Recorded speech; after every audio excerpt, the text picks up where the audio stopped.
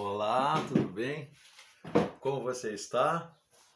Estou aqui para nós estudarmos mais uma parte importante da palavra de Deus, a palavra exata, a palavra precisa, a palavra necessária a toda a humanidade, no capítulo de Lucas, né? Ao qual Deus inspirou o evangelista Lucas a escrever, colocando aqui todas as coisas que são necessárias para a nossa vida, no nosso relacionamento com Deus, né? Então, é uma palavra de Deus para a humanidade, portanto, para cada um de nós.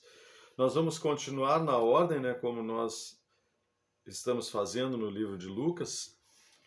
Agora os próximos versículos, capítulo 3, versículos 21 e 22, até o 38. Nós não vamos ler todos, até porque hoje abrange a genealogia, né, que eu já vou falar o que é.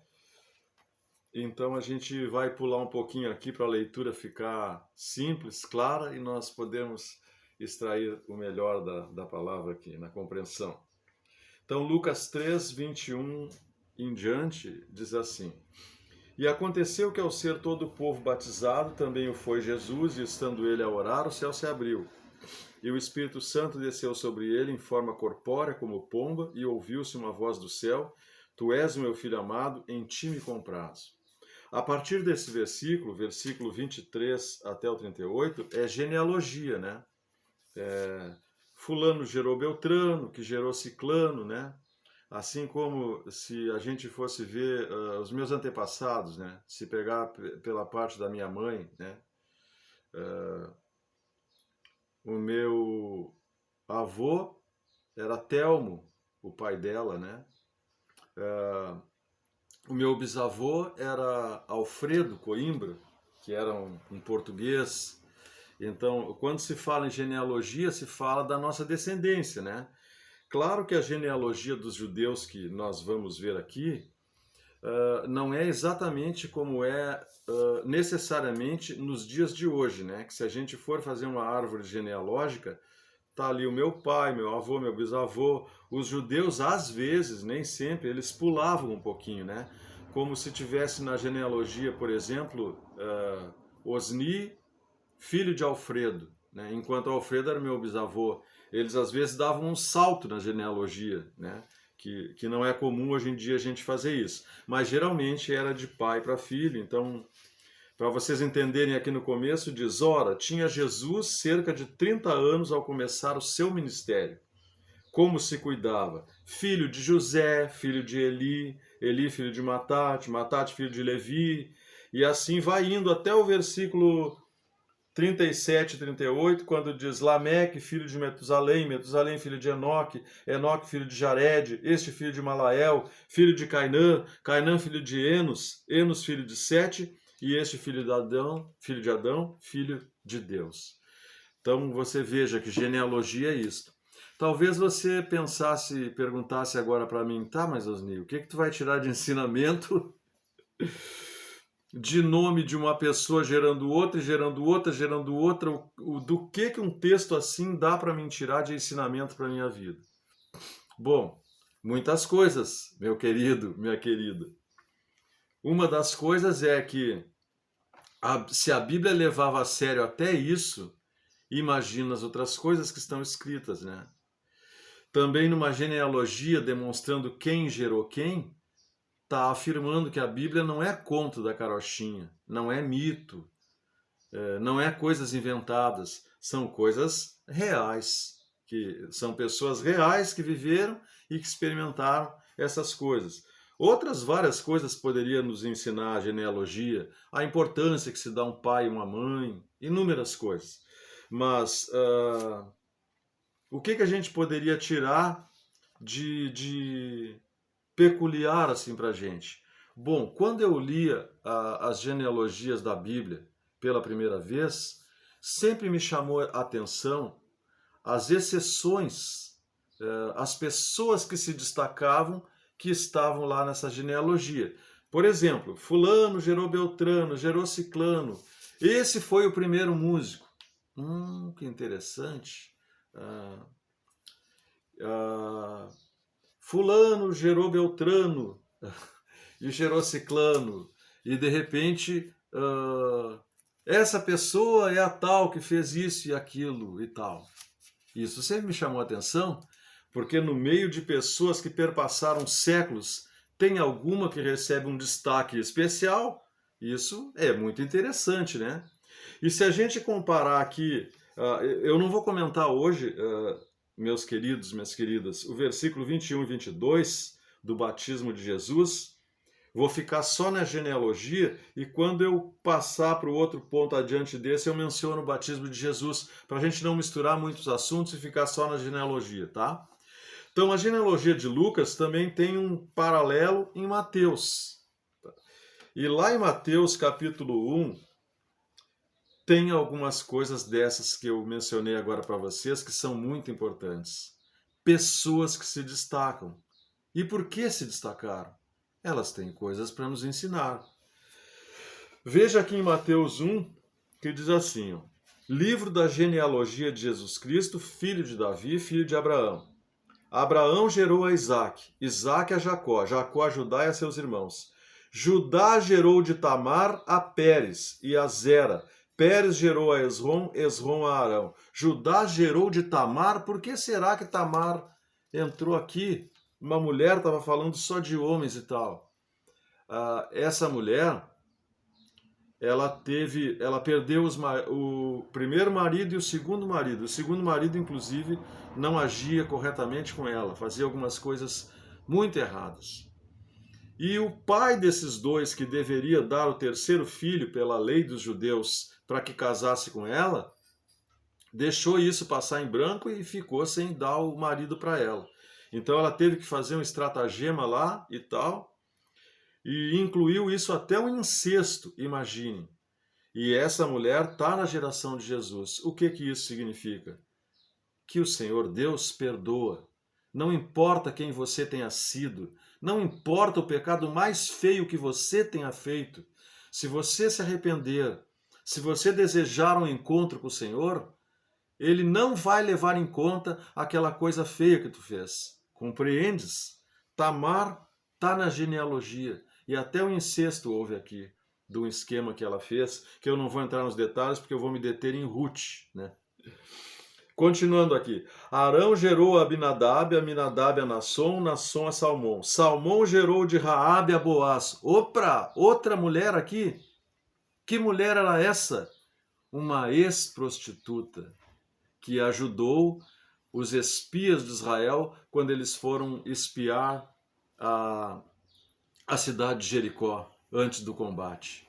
Vejam, uma ex-prostituta agora tem um marido e entrou na genealogia de Jesus Cristo, uma honra tremenda, o nome dela até hoje a gente lê, uma ex-prostituta. Você viu como é que Deus age?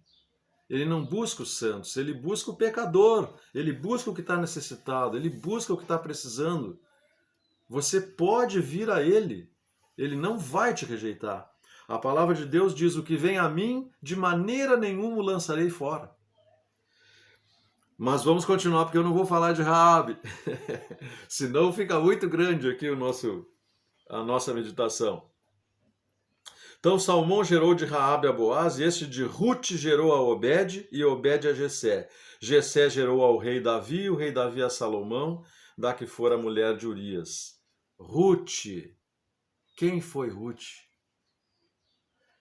Vocês, meus queridos, minhas queridas, vão ver que foi uma pessoa humilde, temente a Deus, uma pessoa que desenvolvia uma grande amizade. Não é à toa que o nome dela se destaca aqui. Ela entrou na genealogia de Jesus Cristo, né? O nome dela está aqui para todas as gerações vêm lendo o nome dela. Ela tem um livro da Bíblia no nome dela, o livro de Ruth. Você veja que honra que Deus deu para essa mulher. Também foi precursora do rei Davi. Por que então que ela está na genealogia? Vamos ver o exemplo que essa mulher nos deixou. Vamos lá para o livro de Ruth agora. Muito interessante. O livro de Ruth. Vamos começar aqui. Bom, eu vou simplificar um pouquinho a história para você entender, né? Quando a gente falar na Ruth aqui, para você entender o que aconteceu. Sei que os que conhecem bastante a Bíblia conhecem a história de cor salteado, mas bem pode ser que você não sabe nem quem foi essa Ruth, né? Uma mulher judia chamada Noemi foi com um marido chamado Elimeleque e 2 filhos, Malom e Quilion, para o país vizinho de Moabe. Por quê? Porque aconteceu uma seca e a fome começou a apertar no país deles e eles se mudaram para os vizinhos do lado ali que não estavam tendo esse problema. Nesse lugar para onde eles foram, o Malom e Quilion se casaram com 2 mulheres moabitas, a Ruth e a Orfa. Depois que passou algum tempo, o marido de Noemi morreu, o Elimeleque. Logo em seguida, morreram os 2 filhos, os maridos das moabitas. Então, aí que começa a história, né? Nesse meio tempo, a Noemi escuta que de novo começou a chover em Israel, ela resolve voltar. Mas ela não queria prejudicar as 2 moças que ficaram viúvas, que podiam casar de novo no seu país, e não queria que elas fossem com ela para Israel, né? Não queria de jeito nenhum. Mas essas 2 tinham se apegado muito a Noemi. Mas tanto a Noemi insistiu que, não, minhas filhas e tal, não dá para vocês irem comigo, vão cuidar da vida de vocês vão ter outro marido. Uma delas, a órfã, ouviu a Noemi e se foi para a terra dela. Mas a Ruth não largou da sogra de jeito nenhum, numa amizade tão grande que é importantíssimo ler o que ela disse aqui. Veja que interessante. Ruth 1, 16 a 17.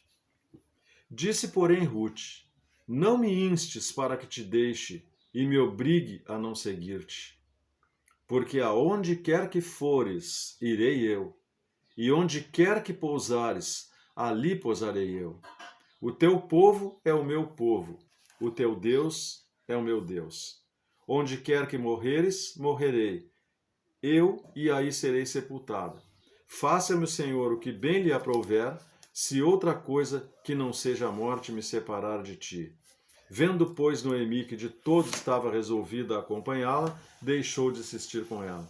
Você viu? Que amizade é essa? Que vínculo que ela criou com a sua sogra, que ela se dispôs a abandonar o seu país, os seus costumes, e ir com a Noemi para um outro país que ela não sabia o que ia acontecer, acontecesse o que acontecesse, e ela não abriria mão de estar junto da sogra. Veja que situação bem interessante aqui, né? Inclusive, esse autor aqui, né, que é o Antônio Neves de Mesquita, esse livro não é mais editado, ele é da Juerp, eu consegui comprar ele em sebo, né? Então, ainda existem livros assim, em sebos, mas não é mais editado. Olha o que ele disse sobre isso. Amizades verdadeiras são raras, mas quando se encontram, constituem uma riqueza. Você tem um amigo verdadeiro? Você tem uma amiga verdadeira em quem você pode confiar cegamente que essa pessoa não te abandona de maneira nenhuma? Talvez alguns dissessem assim, amigos são os dentes, né? E às vezes eles me mordem na língua, né? Olha, se tu tens um amigo assim, tu é bem-aventurado ou bem-aventurada, né? Muito feliz. Mas não é muito fácil de se encontrar uma amizade verdadeira, ainda mais hoje em dia, né? Podes contar com a amizade de Deus, né? Porque Jesus é o maior amigo que qualquer pessoa pode ter. Mas então, veja a atitude dessa mulher aqui. Mais adiante, porque em Israel tinha uma outra lei interessante, né, que favorecia os pobres. Quando os fazendeiros iam recolher as suas colheitas de trigo, da cevada, da azeitona, das uvas, eles não podiam recolher tudo. Eles tinham que deixar alguma coisa cair, que os pobres vinham atrás deles e pegavam. Quem não tinha nada, pegava aquilo que eles deixavam. Eles não podiam rapar tudo quando colhessem. Era Essa lei, inclusive, existia há relativamente pouco tempo atrás, não sei se ainda existe, em Portugal e na Espanha, que os pobres podiam ver e pegar aquilo que sobrava, né? Ah, então veja, pouco tempo depois, né, Ruth humildemente foi como uma pobre nos campos de algumas pessoas para recolher essas sobras para alimentar ela e a sua sogra. Será que a gente se disporia a fazer isso hoje? O fato é que ela fez. E ao acaso, ela entrou para pegar essas sobras no campo de um homem que era o resgatador da família de Noemi. Porque também tinha uma outra lei judaica, né? Que se morria o marido de alguém, um outro parente assumiria a viúva e tal, e casava com ela e dava descendência daquele que faleceu para ela. Leis judaicas, leis da época. Mas ela não sabia e ela entrou a colher espigas no campo desse homem aí, que se chamava Boaz, certo? Agora veja, quando Boaz viu que entre as serventes dele lá tinha essa moça diferente, né, ali no meio, ele perguntou para quem era aquela moça, né? Então ele disse, perguntou ali no versículo 5, capítulo 2, de quem é esta moça? Aí o servo dele respondeu, esta é a moça moabita que veio com Noemi da terra de Moabe. Né? Olha, ele era parente da Noemi, sabia quem era Noemi, já sabia que veio uma moça com ela, que abandonou tudo para vir viver com a sogra e ajudar a sogra. Veja como a gente sempre é recompensado quando tem uma atitude desinteressada. Como é triste quando a gente ou qualquer outra pessoa está pensando só em receber, só em extrair coisas dos outros e não o dar desinteressadamente. Mas há um outro ditado que diz que quem dá aos pobres empresta a Deus, né? Ela fez a boa ação dela e agora começava a ser recompensada. Quando ele perguntou isso e sobre que ela era a moça que veio com a Noemi, no versículo 8 ele disse já para ela, ouve, filha minha, não vás colher em outro campo, nem tampouco passes daqui, porém aqui ficarás com as minhas servas. E ele explica que, olha, bebe ali o que tu precisar, dei ordem aos servos que ninguém te moleste, né? E aí ela fez uma pergunta muito interessante. Como é que me favoreces e fazes caso de mim, sendo eu estrangeira? Olha, essa questão de estrangeiro para os judeus era muito complicado, né? Porque eles se achavam, como Deus tinha se revelado primeiro a eles começaram a se achar que eles eram os mais importantes, que eram os especiais, que os estrangeiros não estavam no plano aquele que eles tinham, não viviam a vida deles, então o estrangeiro é um estrangeiro, né? Já tinha essa questão. Mais adiante, quando Jesus encontrou a samaritana, que era do país de Samaria, né? A samaritana estranhou que ele, um homem, estivesse falando com uma mulher samaritana. Ela disse, como tu, judeu, conversas comigo que sou uma mulher samaritana? Ou seja, porque nenhum judeu faria aquilo, né? Então veja que era complicado. Quando ela viu que o homem estava favorecendo ela daquele jeito, ela perguntou, como é que fazes caso de mim, sendo eu estrangeira? E a resposta dele é mais linda ainda. Né? Respondeu Boaz e lhe disse, bem me contaram tudo quanto fizeste a tua sogra. Depois da morte de teu marido, e como deixaste a teu pai e a tua mãe e a terra onde nasceste, e vieste para um povo que dantes não conhecias.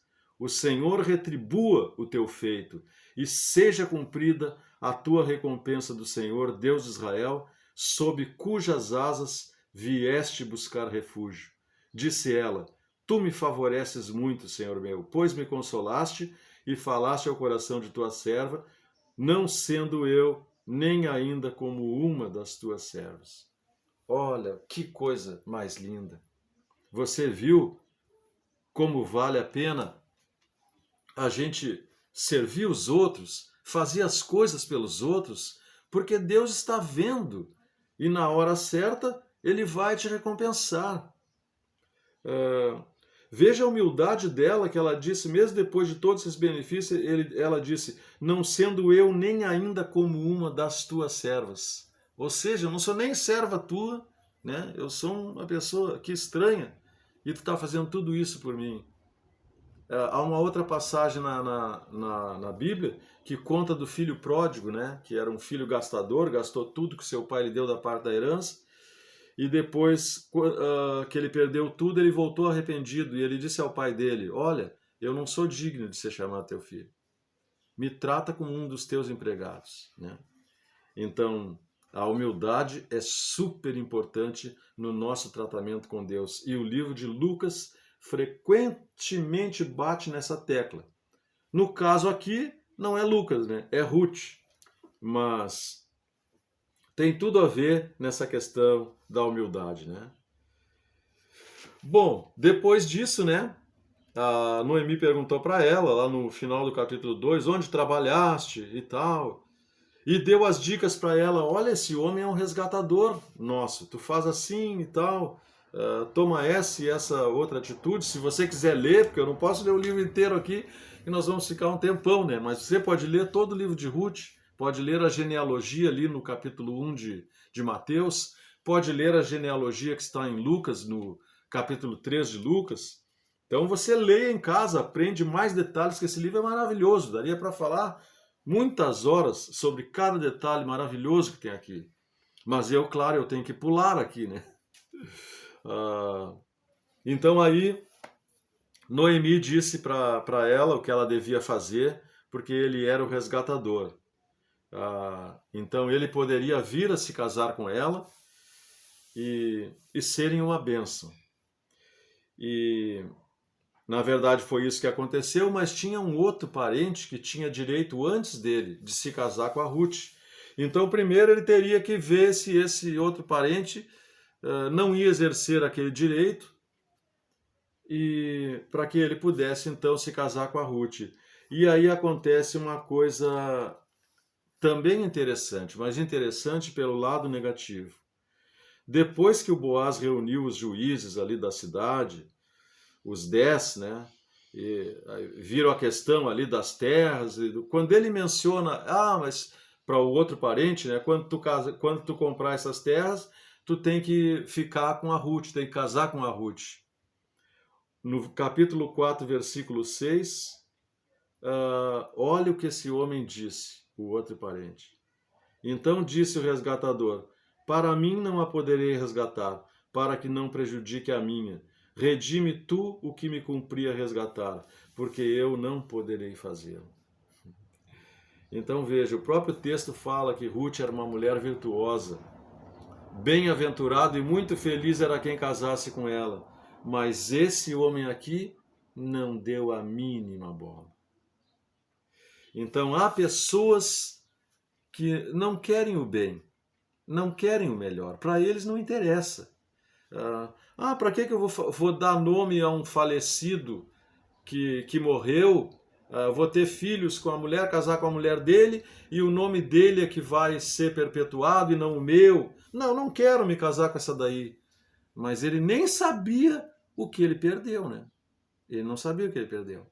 Quantas pessoas tomam decisões erradas e furadas, né? Veja a diferença do Boaz, né? Depois que o outro desistiu, e também toma por mulher Ruth, a moabita, que foi esposa de Malom, para suscitar o nome deste sobre a sua herança, para que este nome não seja exterminado dentre seus irmãos. E da porta da sua cidade, disto sois hoje testemunhas. Então esse homem, o Boaz, que já era um homem rico, não se importou de casar com Ruth e dar o nome ao falecido, como era a lei do antigo Israel. Ele não se importou de suscitar o nome do Malom que havia morrido. Não entrou nessa de, não, meu nome é mais importante, eu não quero me casar com a viúva e aí vai ser perpetuado o sobrenome, o nome do outro. Não, nada disso. Ele não agiu dessa forma, ele não se importou com isso, né? Ele fez o que era correto. Aconteceu, né, o quê? Eles se casaram e tiveram um filho chamado Obed. Obed foi o pai de Jessé, e Jessé foi o pai do grande rei Davi, antecessor de Jesus Cristo. Então, olhem, eu realmente gostaria de falar mais, entrar nos maravilhosos detalhes que tem esse livro, mas eu não posso passar muito o tempo de uns 20 minutos mais ou menos, senão vocês vão se cansar e não vão assistir o vídeo, né? Mas leia depois, leia o livro de Ruth, veja o que essa mulher fez, por que ela se destacou tanto, que vida maravilhosa que ela tinha, a humildade, o respeito, a amizade, atitudes maravilhosas. E Deus dirigiu ela pela vida certa, o caminho certo, honrou o nome dela, abençoou sua vida. Até hoje, né? Esse livro foi escrito na época dos juízes, deve ser uns 3.000 anos atrás, né? Você imagina, nós estamos falando sobre ela, né? Porque essas atitudes dela são eternas, né? Vamos combinar, né? Então eu não posso entrar em mais detalhes, mas eu desejo que você tenha colocado a sua atenção nessas atitudes que precisamos ter, precisamos fazer, precisamos ser assim, porque Deus se agrada e a bênção dele vem. E ele fica feliz quando ele vê alguém agindo assim. Só uma outra coisa que eu não posso deixar também de dizer para você. Ruth era uma moabita. Os moabitas eram descendentes de uma filha de Ló. Ló teve 2 filhas. Quando Deus destruiu a cidade de Sodoma e Gomorra, a mulher dele morreu e ele saiu com 2 filhas. As 2 filhas fizeram incesto com o pai, embebedaram ele e engravidaram do próprio pai. Uma delas originou os moabitas e a outra originou os amonitas. Então, teoricamente, os moabitas seriam pessoas que Deus não se agradaria, né? Que não eram do povo de Israel, que faziam coisas erradas, que não era uma nação assim que dava para se unir muito, né? No entanto, Deus não faz acepção de pessoas. E tem um texto em Atos que diz: em qualquer lugar, em qualquer nação, aquele que obra o que é justo, né? O Senhor se revela para ele. Então essa mulher era uma moabita. Eles tinham inclusive outros deuses. Mas o coração que ela tinha mostrou que não importa onde ela morava. E agradou o coração de Deus, né? Desejo também que tu possas agradar o coração de Deus. E se você que está me ouvindo aqui não entregou a tua vida para Deus ainda, diga para Ele que você se arrepende, diga para Ele que você vem em humildade e pede para Ele habitar no teu coração por intermédio de Jesus. Amém?